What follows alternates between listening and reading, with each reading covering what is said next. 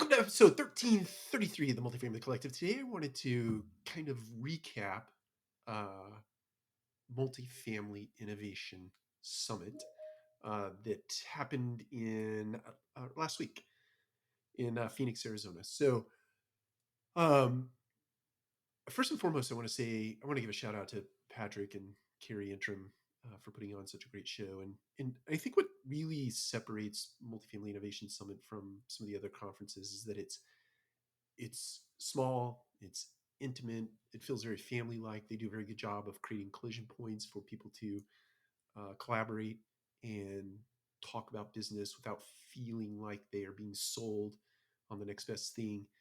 Um, and it's just a nice environment. I think that potentially could be a function of the fact that I'm an introvert and I like smaller crowds, not big crowds like national apartment associations, compartmentalized. And that's not to take anything away from that conference. It's the Super Bowl of conferences as it relates to multifamily, but it's just so big and there's so much stimulus during that week that it's hard to really walk away feeling like you processed it all. In fact, I think it's impossible. But nevertheless, I was really inspired by the conference, especially as it relates to integrations. Um, so tech, prop tech that is in the market trying to solve problems for multifamily. There's always a hiccup or a hurdle when it comes to integrations. And I think the Multifamily Innovation Summit, I think Patrick Antrim specifically is trying to make a real attempt at either uh, not doing away with integrations, but making integrations uh, a non-issue going forward. Um, I've posted here before about no code software, and I do believe in my heart of hearts, and I've had some pushback that there's no way that no code software can create a robust enough environment for property management system for a property management system uh, for a company to create their own property management system.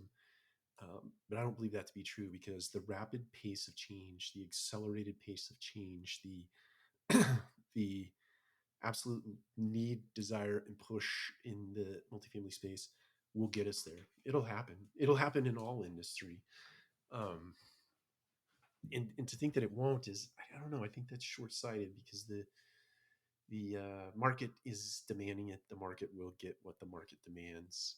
So anyway, that being said, I'm inspired by the fact that integrations, I think, who knows, it's in the next 10 years, plus minus or less, probably less, integrations will be a non-issue for new prop tech startups, best of breed, um, competing with legacy outfits, the big players in the market space who've put up walled gardens that make it hard for us to realize what is the best of the best out there in the multifamily space to manage properties. So that's one very cool thing. Um, I think that certainly reporting credit, reporting rent to your credit report, credit reporting agencies is a very cool thing. There are, gee whiz, probably 10 different solutions chasing that issue.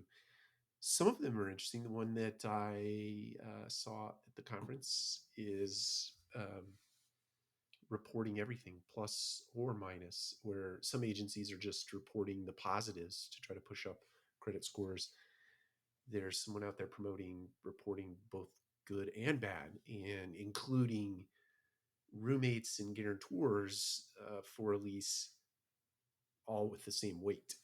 So if you're in a roommate situation, you don't get credit for just half rent; you get credit for all the rent. But if you have a guarantor, your guarantor is also on the line for uh, having their credit positively or negatively impacted, which I think is, I'm, I think I'm on the fence about this, but I think I probably lean over the fence in the direction of that's a good thing. You want, as an owner, you want all the leverage you can get on someone to make the rent payment. So if the guarantor is on the hook as it relates to their credit report, that's probably a good thing.